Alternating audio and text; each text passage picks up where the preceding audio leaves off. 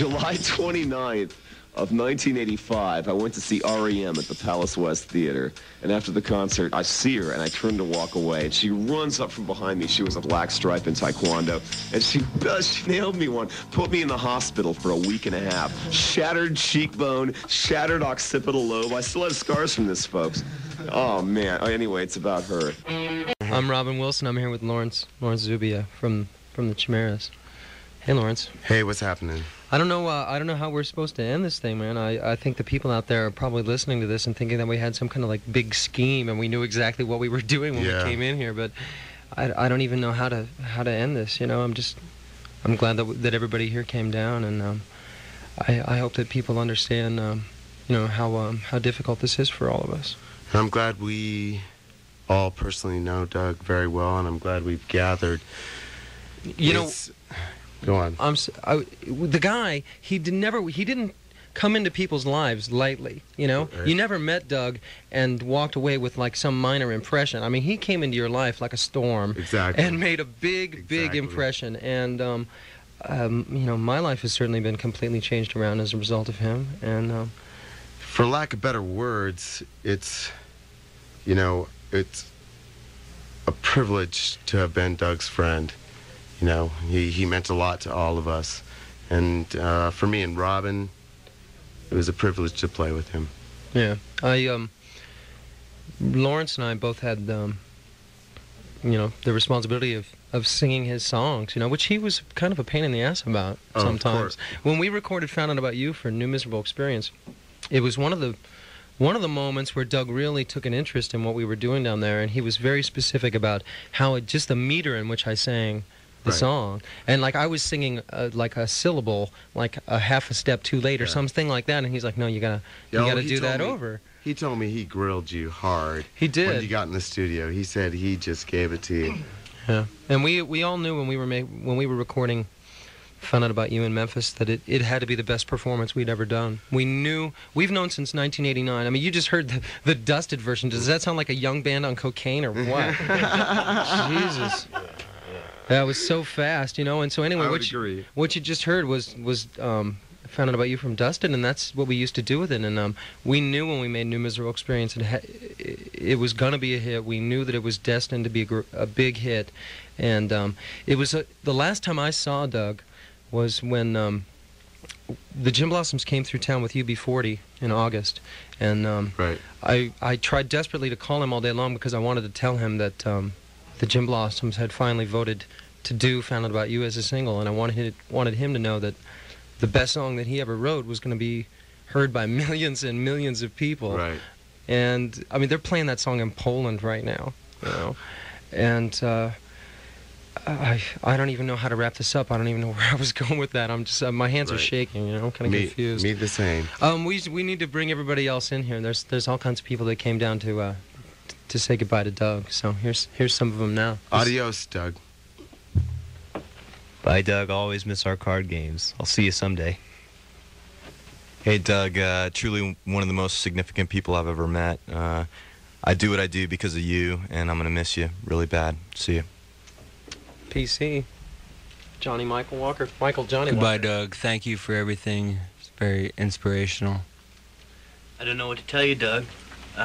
Hope you're happy, buddy. Doug, I'm going to smoke this man's cigarette for you. Can we give him a clap? Definitely a clink. That's the sound that Doug would really appreciate. He knows that sound. As Charles Bukowski once said, it's the only sound in the world. Curtis. The last... Curtis is here. I'm sorry. Or are we saying goodbye to... Yeah, we're saying goodbye. Hopster. Goodbye, Hopster. I love you, buddy. Yeah, there's a lot of people that didn't get a chance to come down here and say goodbye to Doug, and I'm sure everybody's, you know, feeling a lot of different things. But what I think we ought to end the show. This is a song. This was Doug and I recording in my brother's bedroom a few years ago, and this is the song we wrote the day we did that stupid interview for the godforsaken Snickers New Music Search. And this was a song that we wrote together called I'm Still Wondering Where These Bastards Are, and this is for Doug Hopkins. Goodbye. Cheers. Cheers, Doug.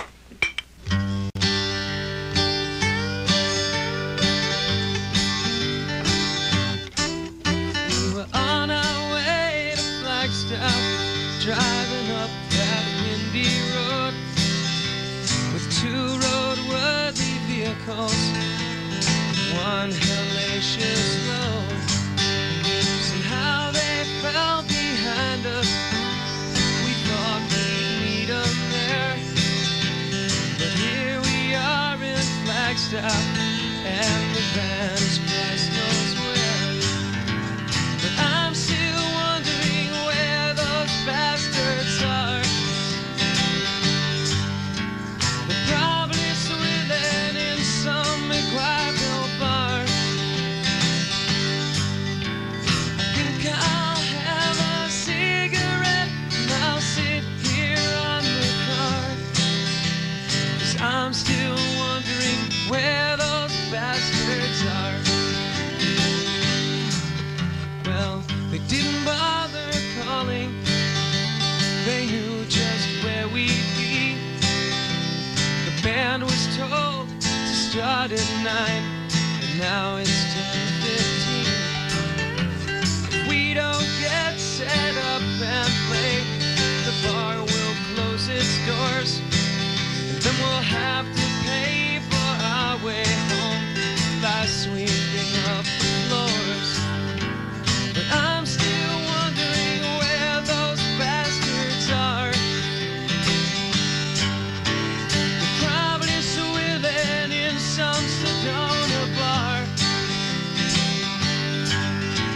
I think I'll have a cigarette and I'll sit here on the car, 'cause I'm still wondering where those bastards are.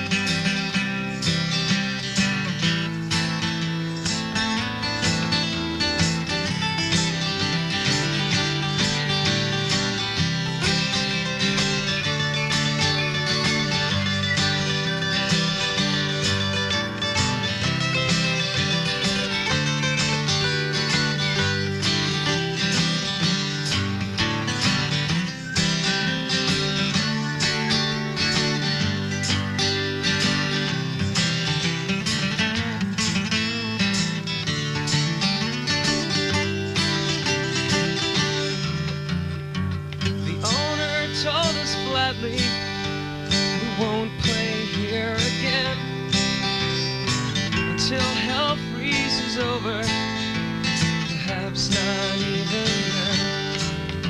When it's time to leave this empty bar, it's closing anyway.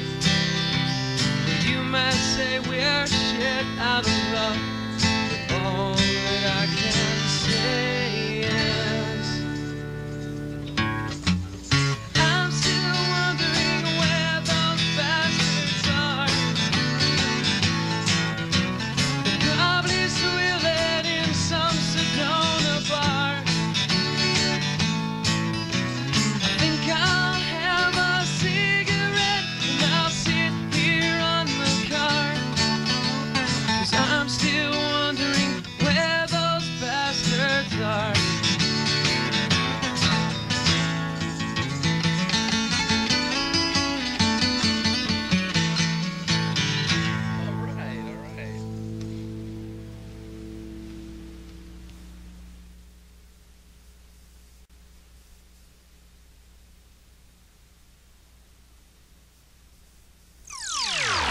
You've been listening to Local 98 Rock. If you'd like to hear your music on the